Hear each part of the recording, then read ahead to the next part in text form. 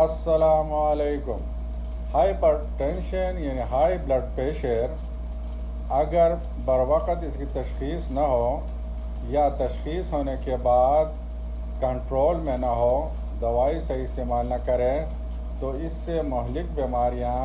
یعنی دل کے problem, heart attack,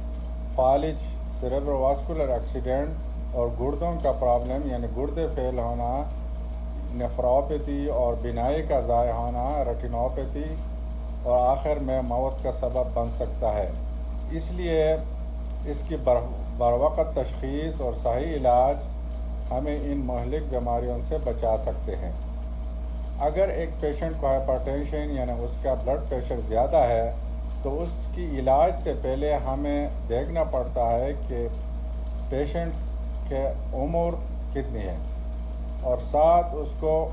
blood pressure کے علاوہ اور کوئی کرونک ڈیزیز تو نہیں ہے،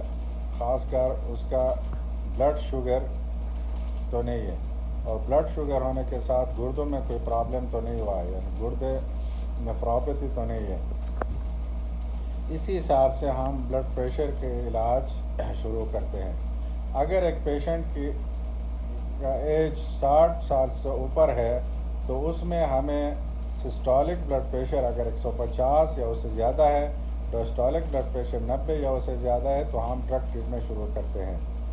اگر اس کے ایج 60 سے اوپر ہے، ساتھ اس کو شوگر بھی ہے، گردے بھی اس کے نقصان ہوئے ہیں یعنی نیفروپیتھی ہوا ہے شوگر کی وجہ سے، تو اس میں 140 سے اوپر اگر سسٹولک ہے اور 90 سے اوپر ڈائسٹولک ہے تو ہم ڈرگ ٹریٹمنٹ شروع کرتے ہیں۔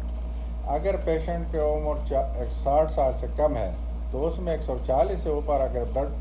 پریشر ہے اور 90 سے اوپر ڈائسٹولک ہے اور 140 اوپر سسٹولک ہے تو ہم ڈرگ ٹریٹمنٹ شروع کرتے ہیں۔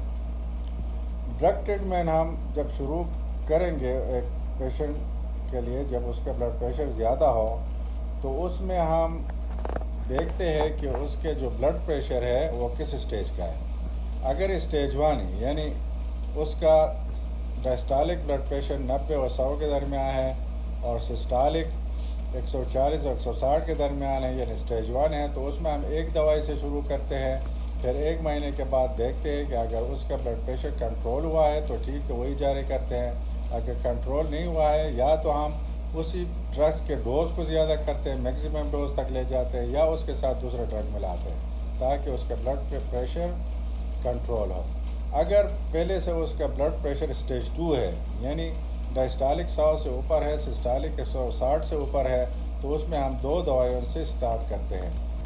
پھر 1 مہینے کے بعد دیکھتے ہیں کہ اگر اس کا بلڈ پریشر کنٹرول ہوا ہے، ٹارگٹ کو پہنچا ہے، تو پھر وہی دوائی ہم کنٹینیو کرتے ہیں، ورنہ ان کے ڈوز بڑھاتے ہیں یا ایک تیسرا دوائی اس کے ساتھ شامل کرتے ہیں۔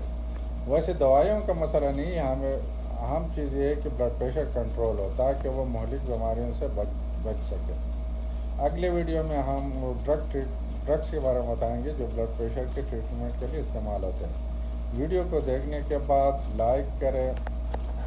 کمنٹ کریں اور شیئر کریں۔ Thank you.